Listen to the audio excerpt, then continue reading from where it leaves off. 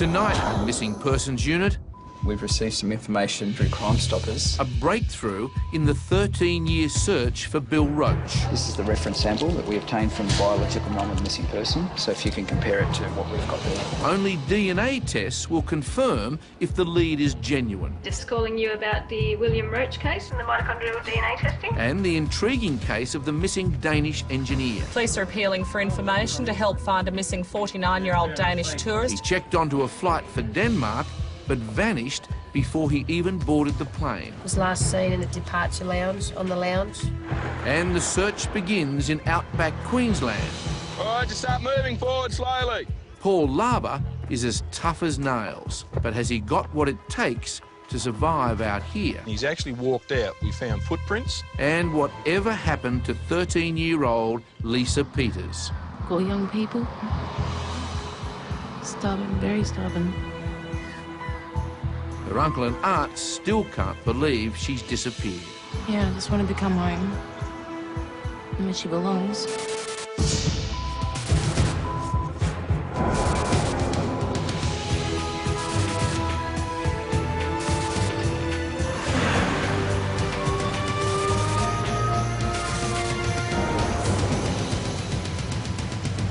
Good morning, everyone. It is a busy day today. If today's muster's any indication, it's going to be flat out this week for officers of the Missing Persons Unit. This morning we've got 30 cases outstanding. And young teenagers are top of the missing list. Leah, you have a 13-year-old female reported to Lismore Police. Constable Leah Wilson gets the case of missing schoolgirl Lisa Peters. Her mum moved to Darwin, but Lisa didn't want to leave her mates in Lismore. So she moved in with her aunt and uncle. A day later, the 13-year-old vanished. No one has seen her since, and her aunt and uncle are really worried about her. Thank you. Mandy, you got a 50-year-old Danish national. He's booked on a flight to return home, but he didn't make the flight. Mandy Gale gets the case of a ship's engineer who came to Australia to work, but he arrived drunk, and his boss ordered him to fly straight back home to Denmark. But Helbi never caught his flight, and no one has seen him since. I'll do some checks with immigration then, I guess, and maybe he's got a later flight. It's a bit of a worry though, isn't it? No one's seen him. And for Sergeant Mark Samways, there's finally a breakthrough in his long-term search for Bill Roach, missing for 13 years. How'd you go the other day in Melbourne? Since the case of Bill Roach was featured in the first series of the TV show, we've received some information through Crime Stoppers. But before Mark begins his new search, blood samples taken from Bill's farmhouse months ago must first be matched against his mum's DNA. If it indicates that it is Bill Roach's blood, there's a good possibility that he has met with foul play. But if it's not his blood, it'll add weight to the new reports that Bill was spotted alive just days ago. We'll do our best, and we won't give up until we resolve it one way or the other. In the ongoing case of missing 76-year-old Paul Laber, case officers Jim Ryan and Tony McDowell are still in outback Queensland to help search for the opal miner. His car's broken down about 20 k's from the road, and he's actually walked out. We found footprints. The property owner found footprints at the time to show that Paul Laber disappeared from his desert camp a year ago, but police still hope this experienced bushman may be living off the land. We know he's a fairly tough old bugger, so if anyone can survive out there in the bush, Paul can. Back in Sydney, in the case of missing schoolgirl Lisa Peters, I have been liaising with Lismore Police, and I just... Constable Leah Wilson is calling Lisa's uncle Andrew, who saw his runaway niece outside a house in Lismore only 3 days ago. Oh, OK, so you never saw her walk into the house? No, they gypped. They walked up the veranda like they were staying there, but they weren't. Oh, OK. And how did she seem to you when you spoke to her? She was pretty quiet, but she was talking to us. Because she didn't want to move to Darwin with her family, Lisa's parents agreed she could stay with her uncle. But after just 1 day, she took off. Is there anything that may have happened? Were her relations with her family quite good, or...? Yeah, everything's good. I think the main thing is she likes taking off and hanging with her little friend and just getting into trouble, stealing stuff, taking drugs and everything like that. Okay. That's the main reason why she keeps running off. Lisa's only 13, a runaway and already mixing in the drug scene. Bye-bye. We're obviously concerned about her because of the sake of her age, so we intend to fly up to Lismore. I'm going to liaise with Lismore Police. I'm going to go and see Lisa's auntie tonight, get some more details and take it from there. It's going to be a matter of knocking on some doors and trying to locate who her friends are. On the other side of the office, Mark Samways is busy investigating a fresh lead in the case of missing Armidale man Bill Roach. This is one of the most intriguing cases I've ever worked on. Just when you think you're going down one path, there's a twist and a turn, and to be honest, at the moment, I really don't have a feeling of what's happened to Bill Roach. In the last series, we covered the case of Bill Roach, who disappeared from country New South Wales in 1993. It's 11, 12 years now, and it's just never gets any easier, let me tell you. Bill's mum, Yvonne, believed he could still be alive until police delivered heartbreaking news. We believe now, as a result of our investigations, that he's died as a result of foul play. One last search of Bill's farm by police revealed bloodstains in his house. This was their best chance to work out what happened to him until Mark Samways received more bad news. We realised that Billy Roach is actually an adopted son of Yvonne. So before he could test the blood found at Bill's farm, Mark first had to find Bill's biological mum. Hello, Margaret. Sergeant Mark Samways from the Police Missing Persons Unit. How are you? Margaret Weeks, Bill's birth mum, had no idea why she'd been called to police headquarters. You had a child in 1968? Yes, Gave birth to a male child? Yes.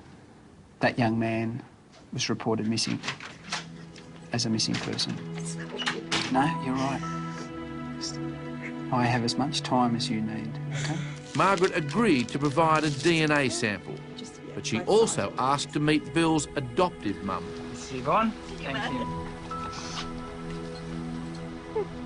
Bill's two loving mums vowed to keep searching for him. We'll do the rest of this together between the two families. Okay. We'll follow it through. Definitely.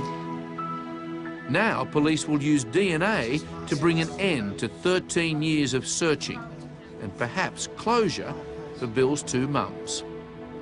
I'm taking those down to Melbourne, to the Victorian Institute of Forensic Medicine, where they'll test those samples and hopefully see if it's Bill's blood contained on those samples. Thank you. Back in the case of missing schoolgirl Lisa Peters, Leah has arrived in Lismore in northern New South Wales to continue her investigation. I'm very worried about Lisa. She is only 13 and right now I don't know where she spends her time at night. I believe she has no source of income. I don't know where she's taking shelter. I don't know what she's eating. I don't know if she has any money. And I'm quite concerned about the people that she might be associating with, given her age. Before she ran off, Lisa was living with her uncle Andrew and his partner Alison. It was just the friend she didn't want to leave. Yeah, she just kept on taking off and wanting to be with her friends up in Bar and her boyfriend. She come home with us, we cooked her a meal and everything, she had dinner, and by later that night she ran off with her sister. And then we called the police and they called her 2 days later, bring her back, and yeah, it just kept occurring. She just kept running off every time they drop her off. Now, you've spoken with her mum? Yeah, Yeah. she rings And her every night father, worrying about her. And how's she feeling at the moment? She's very worried, she doesn't know what to do, because the kid's that stubborn, she just won't stay anywhere. Is the idea or the hope that if we locate Lisa, that she then go to Darwin and be with her mum and her dad? If that's possible, yeah. Is that what They haven't got a house of their own at the moment. Yeah, they're trying to get a house. Yeah, they've only just moved up there and they're trying to get their own place in that first. It's a worrying time, especially for Alison, who knows what it's like to live on the streets. I took off when I was 16 and didn't go back home and stuff. So, sort of know where she's kind of at. Yeah, kind of. So, didn't have anyone, like... Right, sweetie. Don't get upset. Didn't have many people to help me, sort of thing. So, I was kind of just wanting to help her a bit. And give her a bit of guidance and stuff. She's trying to do the right thing by her, sweetie. Yeah. She just doesn't want our help. Doesn't want anyone's help by the seams of it. Just stubborn. Yeah. Like all young people. Just stubborn, very stubborn.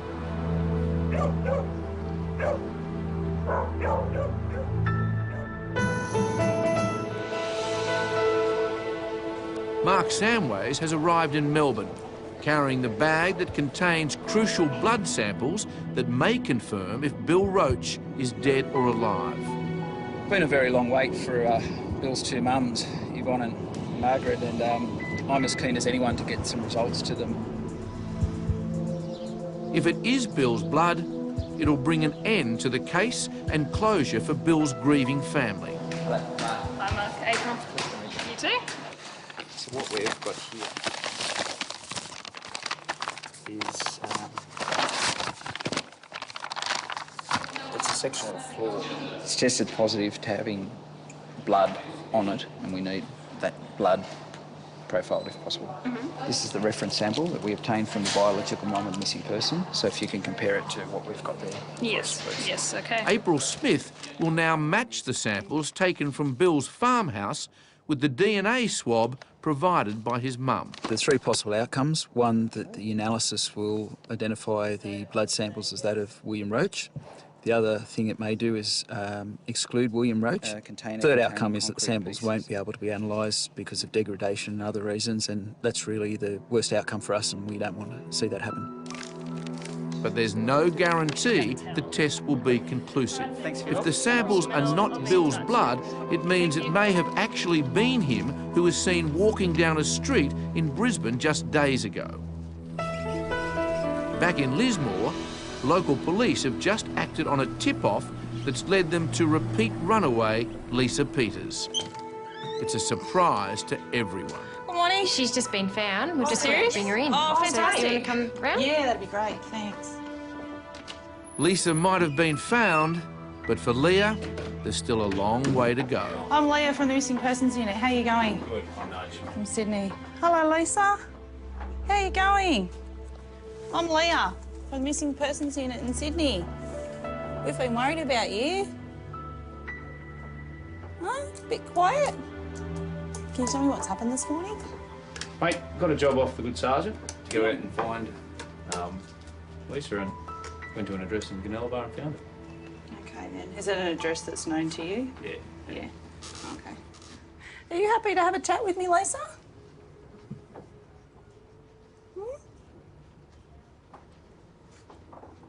Don't be scared, sweetheart. You're not in any trouble, okay? You're not in any trouble at all. Do you want to tell me what's been going on? No? What's upset you, sweetheart?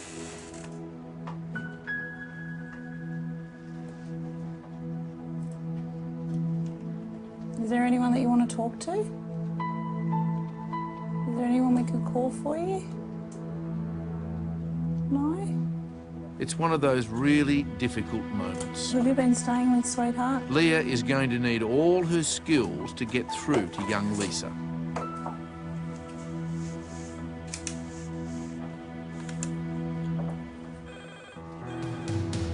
Back at the Missing Persons Unit, while he waits for the report on the blood tests, Mark receives news of another sighting of Bill Roach from Armidale detective Greg Lamy. Hello, Greg. I'm well, mate. Yourself?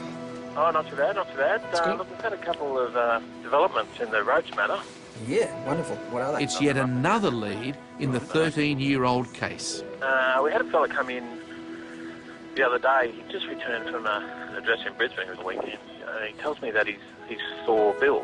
This time, an old university friend has spotted Bill. So someone who actually, knows him well? Oh, knows him very, very well. Excellent. He's telling me that there's no doubt in his mind that it was Bill Roach.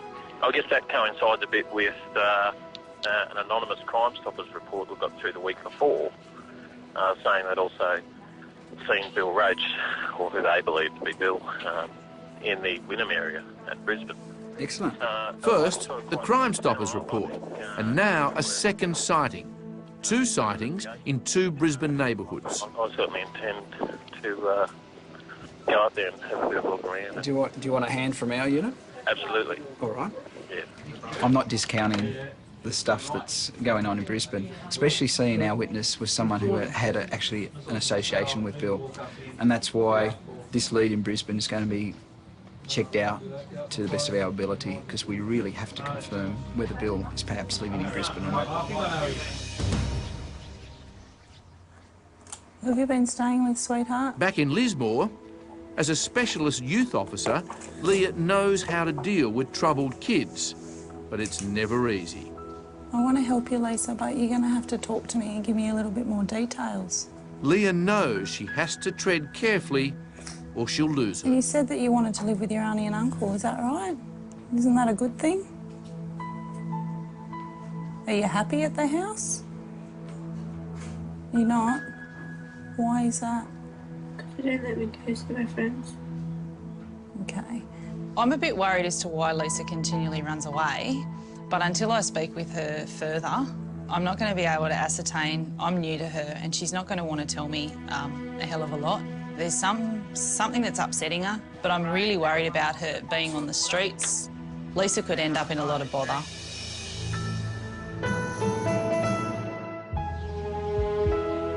Back in Lismore, 13-year-old Lisa finally tells Leah she ran away to be with her boyfriend, Donald. If my mum said that it's okay if I stay with Donald's mum, would I be allowed? But you need to tell me why you want to stay at Donald's mum's. Why is that place so special? Donald's mum said if I stay there, that I can go to school. Yeah? And they're going to move to Newcastle so I can get away from all the stuff down there. Have you talked about this with your mum or your auntie or your uncle? No? You don't want to be in Lismore anymore because you're fighting with all your old friends, is that right? All the kids I went to the school, they don't like me anymore. When you say they don't like you, what do? They write stuff about me. Where do they write stuff about you? Up at Coles and another one, and over at the soccer club. On the walls and graffiti and things? Yeah. Okay. So that's why you don't want to live in Lismore anymore. So, armed with a little more information, Leah and Senior Constable Peter Ellis go to the Department of Community Services, who'll decide where 13-year-old Lisa should live. She started to open up a little bit, so hopefully now when we go down to docks, we can make some kind of other plans or arrangements for her. In Melbourne, at the Victorian Institute of Forensic Medicine, DNA specialist April Smith is examining samples taken from Bill Roach's farmhouse. Well, what appear to be blood stains on the timber flooring may or may not be blood. They're brown staining on the floorboards, and we're just going to test that to see if we can get a result, a human DNA result.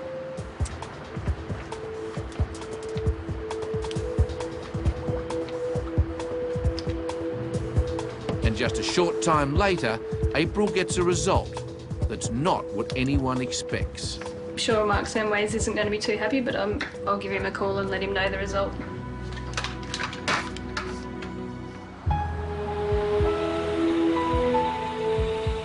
Meanwhile, back in Lismore...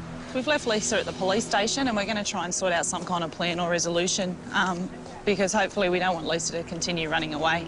With Lisa's mum in Darwin, and because she says she doesn't want to live in Lismore, her future will be decided by the Department of Community Services. We've just had a lengthy discussion with Docs and we've come up with a plan that the best thing for Lisa is that she go and reside with her grandmother in Bathurst. We're now going to go and speak with her auntie and uncle, let them know what's going on.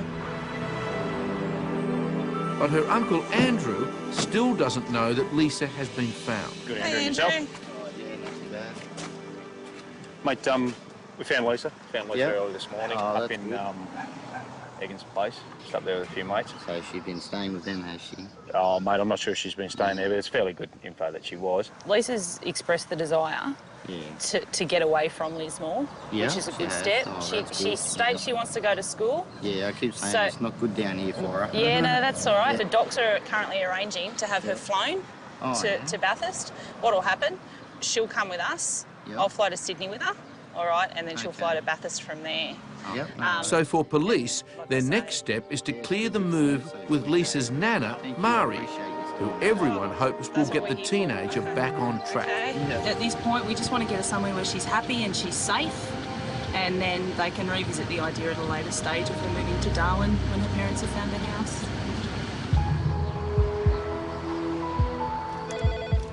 Missing Persons Unit, Mark Samways. Hi, Mark. It's April here. Back at Sydney's Missing Persons Unit, Mark Samways gets the call he's been waiting Just for. calling you about the William Roach case. The mitochondrial DNA testing, the 2 pieces of timber flooring, the swab from the concrete and the swab from the carpet underlay. If the test reveals it's Bill's blood, then it will confirm police suspicion that Bill has been murdered.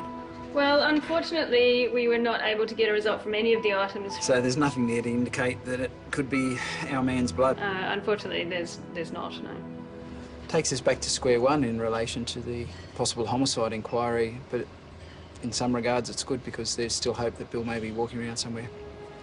And that hope lies here in Brisbane's Fortitude Valley, where it was reported Bill was last seen. With dozens of surveillance cameras in the area, if Bill was here, he's sure to have been recorded.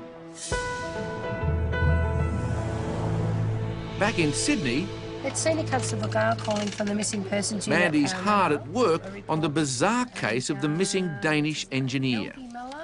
Mandy's calling the Danish consul, who reported Helbi missing over 14 hours ago. All I know is he was dropped at the airport like a week ago and we've had sort of nothing since. Ship's engineer, Helgi, checked his bags onto an international flight at Sydney Airport and then disappeared. Immigration doesn't have a record of him leaving the country, and his family in Denmark hasn't heard a word. His wife is very unhappy because definitely. they had a big party arranged. He's turning 50 years old. Yeah. On the 10th of December. The 10th of December, yeah, I noticed that it was his birthday for sure. And then they are very worried about what happens with him.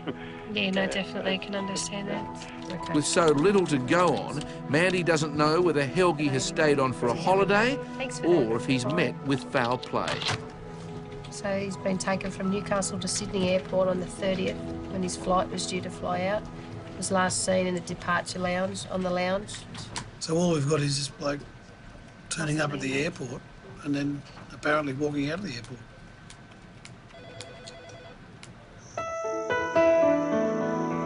In outback Queensland, in the ongoing case of Paul Larber, it's 5 a.m. and very hot.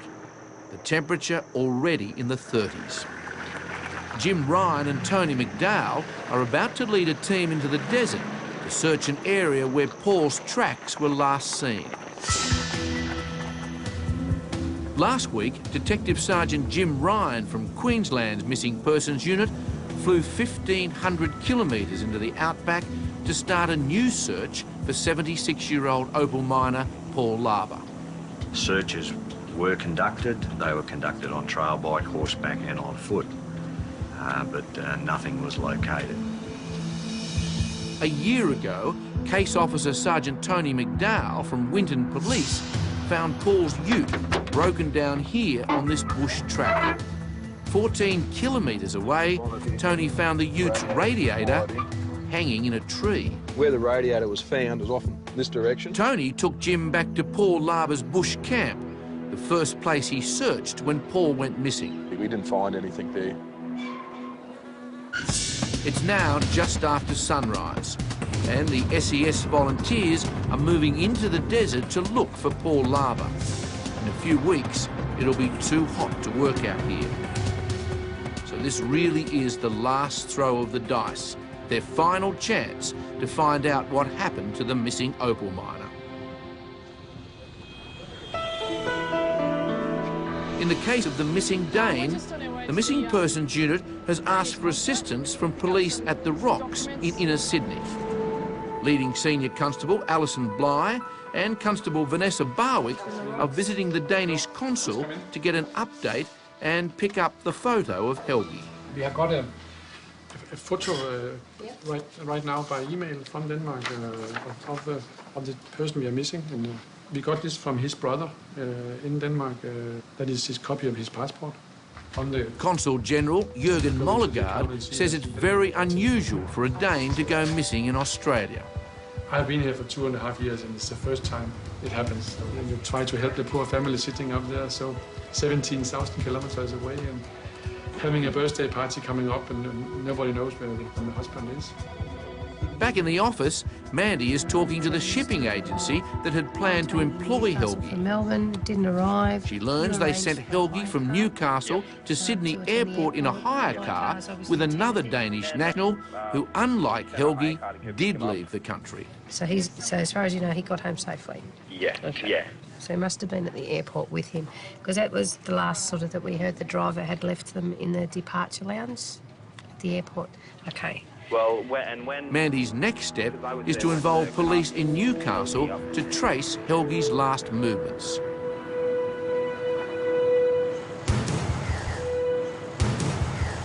Meanwhile, in the Queensland outback, on the case of missing opal miner Paul Lava, Control Centre to SES teams. You on channel, Becky? Over. the search is delayed while SES volunteers struggle to set up radio communication. Becky, you on channel? Over. Out here, lives depend on radio contact. Without communication, the search and rescue team risks losing one of their own in this unforgiving country. Control to SES search team. Becky, you on channel? Over. But things are not going to plan. The radios are still not working. They should read portable 11 on the screen. Yeah. And if someone gets hurt or lost, they could die before help arrives. But the longer they wait, the hotter it gets. So Tony makes the decision. The search is on. We're going to do about 30 metres apart. What I want you particularly to mindful of is who's on either side of you.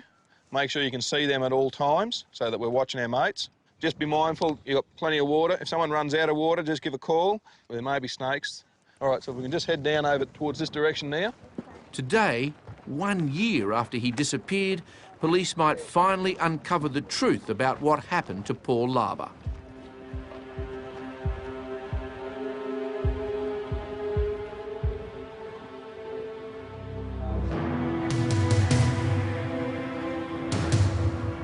Meanwhile, in Newcastle, the local police are going to talk with Helgi's boss, hoping to find out why he disappeared. We're a shipping agency. We've been hired by a shipping company in Denmark. They needed to change the chief engineer, and this was the replacement chief engineer. But he never got to work on his ship. In the first place, he missed his flight in Denmark because he was apparently drunk, intoxicated or whatever. So they arranged for another chief engineer to come out and join the ship. In the meantime, he turned up in Newcastle, so we put him up in hotel room for a couple of nights. So how did he react to that when you told him that he's no longer required? Oh, he didn't show too much emotion. He's pretty straight sort of a character. Yeah. Didn't really react too much to what I said. So, in no state to work, the shipping company had to send Helgi back to Denmark along with the engineer he was meant to replace. Yep, so they organised for the flights back and we arranged for a hire car just to take him down to the airport. But despite the shipping company's best efforts to get him home, Helgi clearly had other ideas. They had contact details with the other guy that got in the hire car. I wonder if he'd be able to say, yeah, he was talking to him, he didn't get on the flight. He said he was going to go hang around down the rocks at Circular Quay, or maybe this guy's just left him there, but maybe he knows where he was headed. So, where is he? You guys ready? You hear me over there? Far end? All right, just start moving forward slowly. In outback Queensland, the team of volunteers has begun its search for missing opal miner Paul Lava.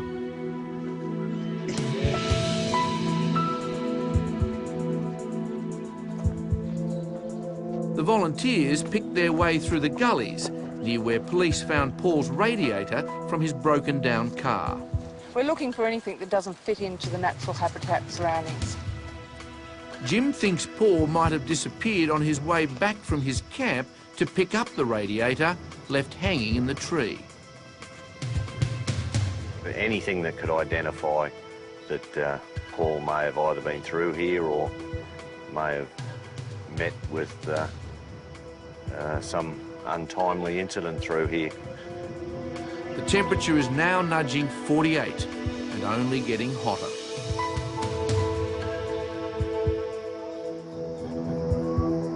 As they focus on every metre of terrain looking for clues, the heat begins to take its toll.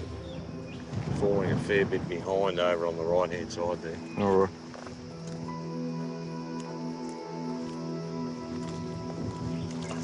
That joint though looks more, I'm more inclined to think Saru. Yeah. Yeah. Finally, after 4 hours and 10 kilometres of hard slog, the volunteers have covered the entire search area. But they've found nothing. It's been well worth the effort because we've been able to cover all this area, and we'll be now can take this area off as an area of interest to us for this particular missing person. Wasn't real good terrain the whole way, fairly hot, but once again, just thanks very much for your effort. Thank you. After a day in the desert, the search is called off. But as Jim returns to Brisbane to follow up on the breakthrough in his long-term case of Bill Roach, there's an unexpected development in the disappearance of Paul Larber.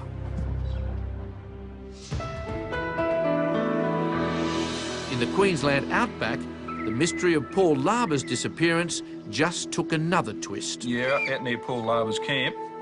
Just when they thought the search was over, the desert reveals another secret. Where exactly did you find these, Shane? Yeah, no, that'll be fine. No, bring them A in. road crew has found a case for a pair of glasses right where Paul went missing. Yeah, that'd be great. Thanks, Shane. I'm going to go out and have a look at the scene, have a look at the glasses case where he found them. It's in an area about half a k from the entrance to Paul Larber's camp. It's in an area that we haven't previously searched, so go see what he has found and see whether it's worthwhile us doing a further search of that area. Meanwhile, back at Lismore Police Station... Hello? Mari, how you going? Peter Ellis from Lismore Case Police. Officer Peter Ellis is still trying to find a home for 13-year-old Lisa Peters with her nan, Mari, in Bathurst. Mate, we found her up here in Lismore, and we just need to know if you'd take her in down there at Bathurst this afternoon. If she behaves herself, if she runs away on me, she's gone, okay? Yeah, no, that's fair enough, mate. We've had a bit of a yarn to her, and we've sort of knocked that on the head. We've been down and spoken to Docs, and we're going to organise some flights for her to turn up at Bathurst there at about 5 to 8 this evening. Yep.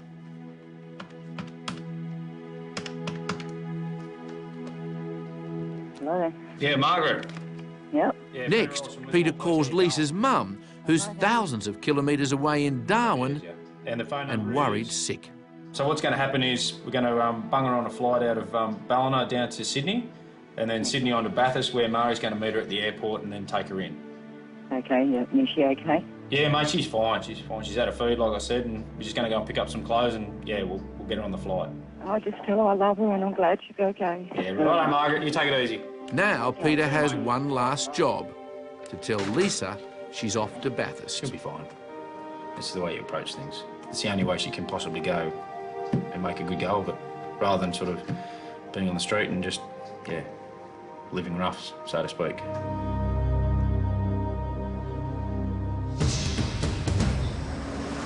In the Queensland desert, 1,500 kilometres northwest of Brisbane, Tony is off to check where road crews found a spectacle case that belongs to missing bushie Paul Larber.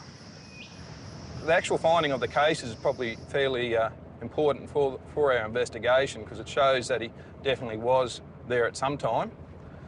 Whether or not we're going to find anything in that location, I'm not sure.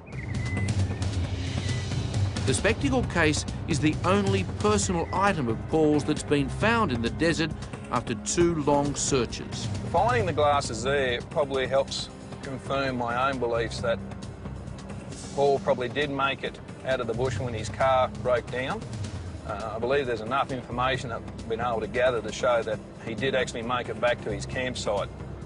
Because from what I've found from people that know him, he generally carried his glasses with him wherever he went.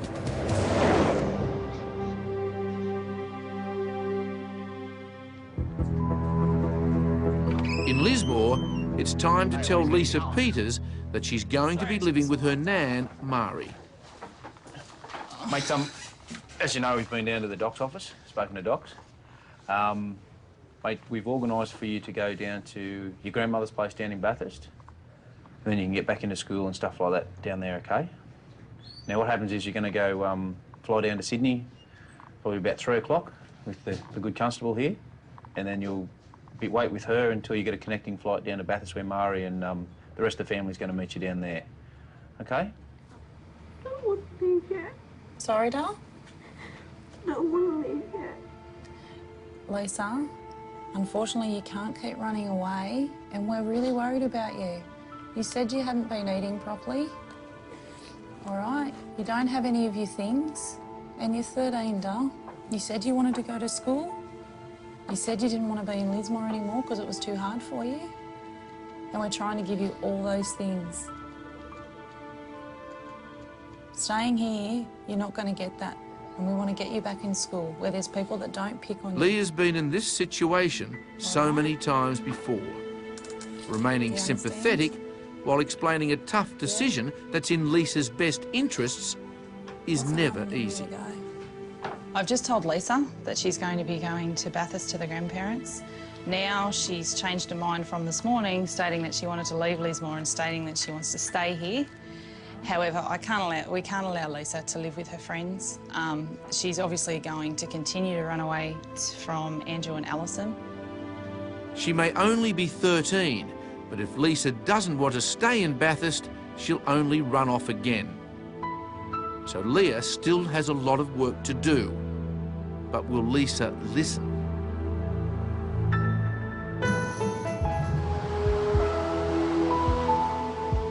In the case of the missing Danish engineer, Mandy finally gets a clue from the Danish consulate. Then we got this message from the bank that he cashed some money on the 1st of December. Which bank was that? The ATM transaction suggests Helgi is alive and still in the country. Northwest. Town. It's King Street. King Street, Newtown. Probably too. Not Northwest Town. Mandy tells the Danish consul that it's Newtown and acts quickly to launch a public appeal. Police are appealing for information to help find a missing 49-year-old Danish tourist described as being of white European appearance. Armed with the information from the Missing Persons Unit and after some detective work of his own... Good morning, Mr. Mulligard. The worried consul calls back. During the weekend, we found him in Newtown. I went there to have a talk with him and to give him some money so he could survive. And then he has a ticket now and leaving Sydney tonight. Look, the main thing is obviously he's fine and back with his family by tomorrow. It's a good result, but even though Helgi's turned up, Mandy's heading out to the airport to make sure this time he gets on the plane. My name's Mandy, this is Gary, and we need to check up on this gentleman. Okay.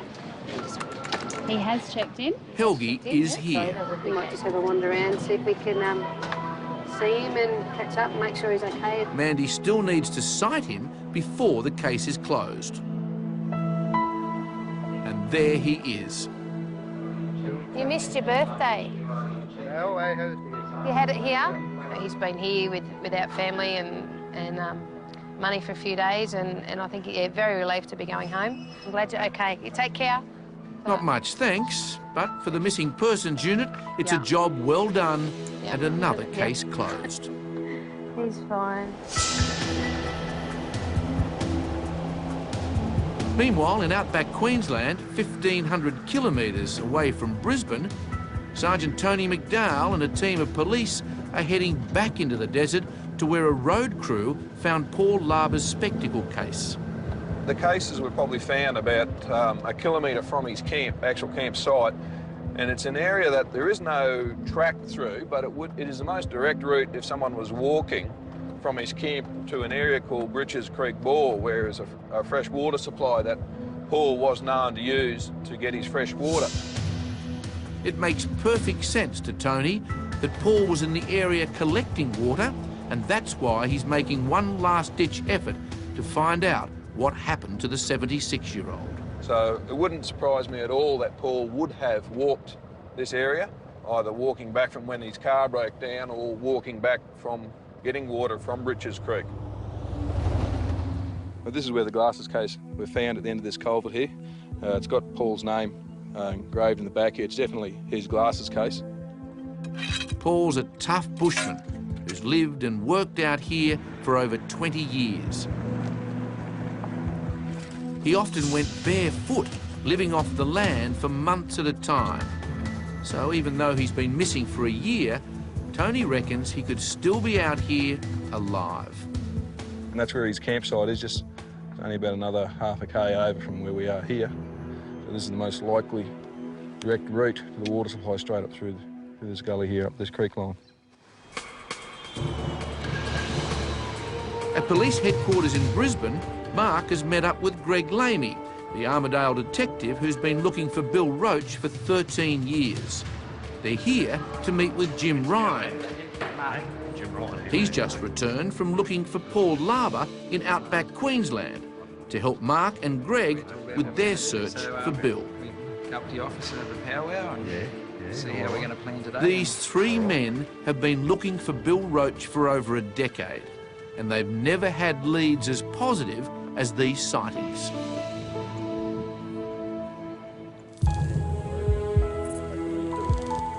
In outback Queensland, Tony and the team have now reached the spot where Paul Larber's spectacle case was found.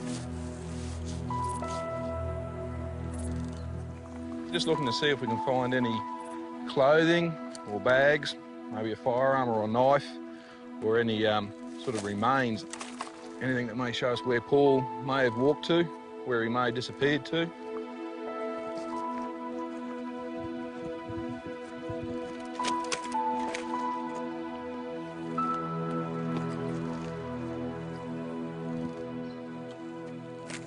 All these creek lines here flow down to where the glasses case were found, so we'll just see if there's any other evidence that may be laying around half buried. But it won't be easy, because this is channel country and rains may have washed away any clues. All right, well, we've covered that whole area which flows down to this gully here, which pretty much covers everything that we can do for that side of things. Didn't find anything, but at least we've eliminated this area as a part of our inquiries. After yet another search, Tony and his team are tired and frustrated and still no closer to working out what happened. He hasn't touched his bank accounts, he hasn't touched his social security, he hasn't used his Medicare card, and he certainly hasn't used his passport. So it leads us to believe that he probably is somewhere still out here. He hasn't just gone away. In my report to the coroner, I'll be recommending my belief that Paul has passed away out here somewhere. But he's a fairly tough old bugger. He's lived out here for a long time, so you just really don't know. He could be out there somewhere.